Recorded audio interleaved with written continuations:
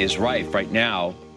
Your stock picking prowess, as I said, your research, which you are defending multiple times here. I'm wondering what you make of the criticism, whether you think it's gotten too personal, the fact that there is literally now an ETF betting against you. What do you make of that? Well, I find that very interesting, especially the last. When you think about it, it's simply a call. Well, they're shorting innovation, and that seems to me over time that's not going to be a business. If you ask me, consider the source. But they're also not doing any research. They're simply shorting innovation. If they were doing research and could point us to reasons why what we have included in our portfolio is not going to participate in the new world order, then we might have a conversation about it. But the idea of shorting innovation is in America is ridiculous, I think. But here's what I do know.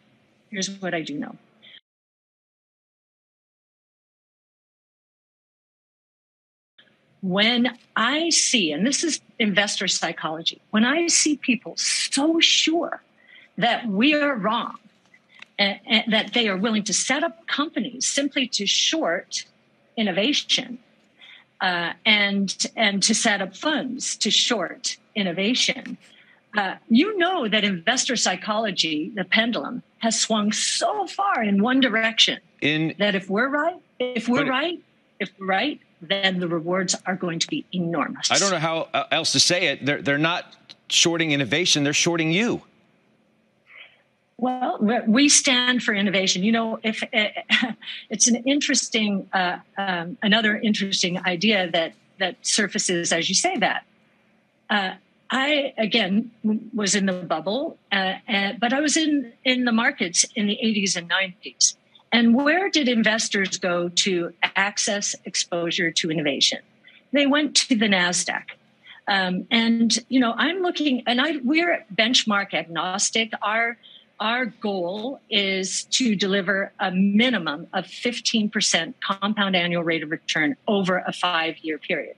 So we're benchmark agnostic. And until recently, I just didn't know how the NASDAQ had evolved.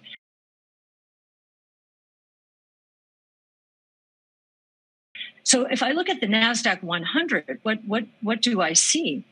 I'm shocked to see in there, if you look at the overlap with our portfolios, and not just the flagship, I'm talking about all of our portfolios, the specialized ones, only 25% in the NASDAQ 100.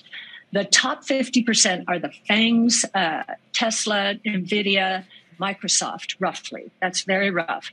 And that's why you see so many top 10 portfolios, top 10 stocks in portfolios out there to be those.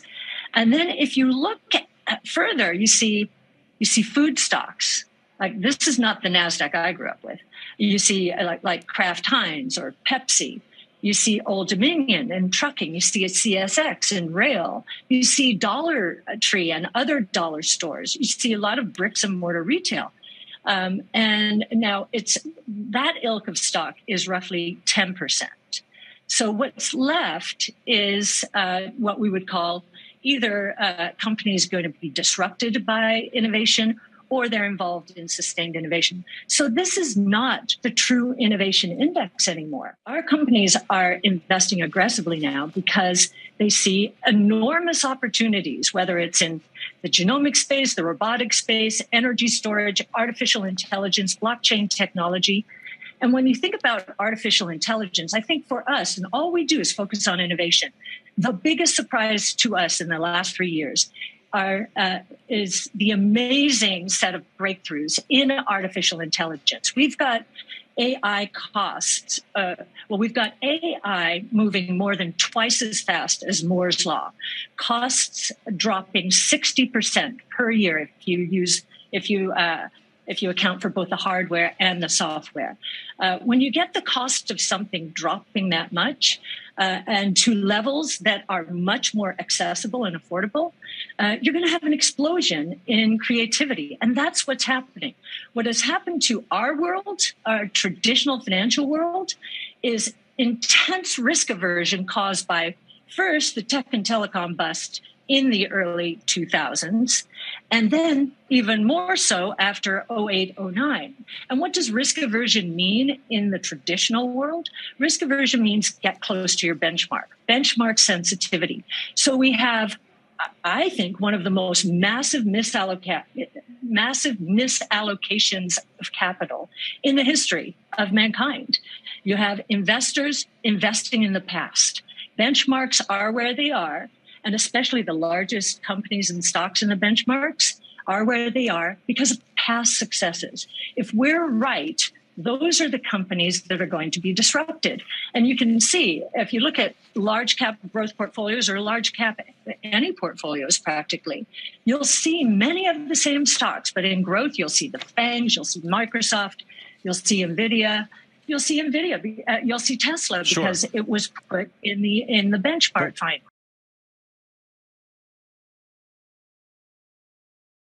Why such a reticence, though, to concede that some of these stocks that have suffered dramatic declines will never come back to the level at which they once were? You won't concede that? You think all of these stocks that I read on that list, plus others that are down by significant amounts as well, are really going to come back to the prior levels they were? Absolutely. Absolutely. And beyond. You'll notice what we do during risk-off periods. And this one has been particularly long, 1 year, which has taken our stocks into bargain basement pricing, I'll say again. But the names you read have migrated into our top 10 because we have concentrated our holdings towards our highest conviction names. And most of the names you read are in our top 10. I think many of them are platform companies. Many of them are going to harness artificial intelligence in a way that others cannot. I mean, Tesla has been the best case in point, and I think we have a lot of Tesla-like stocks in our portfolio. We're really looking for companies that are going to use artificial intelligence and create competitive advantages that no one will be able to catch.